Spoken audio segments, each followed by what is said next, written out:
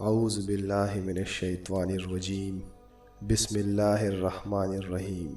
تمام سننے والے دوستوں اور بہنوں کو السلام علیکم۔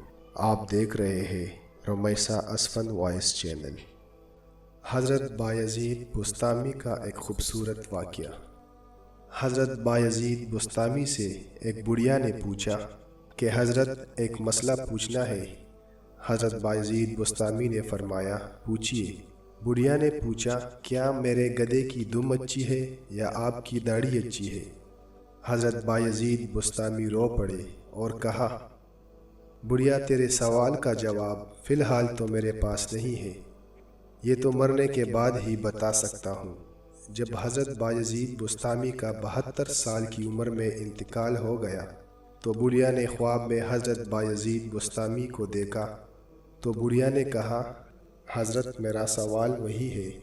تو آپ نے اپنے داڑھی پہ ہاتھ رکھا اور کہا اللہ کا شکر ہے میرا خاتمہ ایمان پر ہوا ہے، اب تیرے گدھے کی دم کو میری داڑھی سے کیا نسبت ہو سکتی ہے؟ تو بڑھیا نے کہا حضرت مجھے بتائیے کہ آپ کے رب نے آپ کے ساتھ کیا سلوک کیا؟ حضرت بایزید بسطامی نے فرمایا کہ جب میں مالک کے روبرو ہوا تو میرے مالک نے مجھے پوچھا اے بوڑھے بتا میرے پاس کیا لے کر آیا ہے؟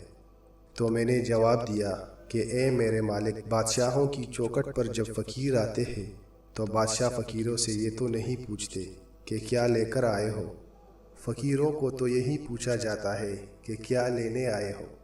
حضرت بایزید بسطامی نے کہا میں لے کر کچھ نہیں لایا، تیرے رحمت کا سوالی بن کر آیا ہوں۔ تو اللہ نے بغیر حساب کے میری مغفرت فرما لی۔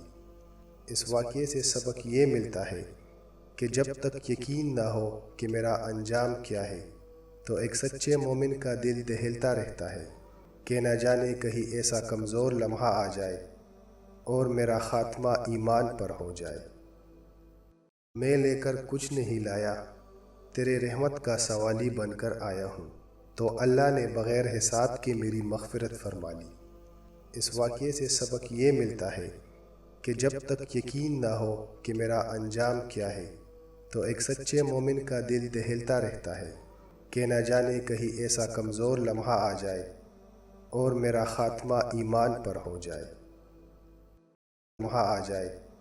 اور میرا خاتمہ ایمان پر ہو جائے۔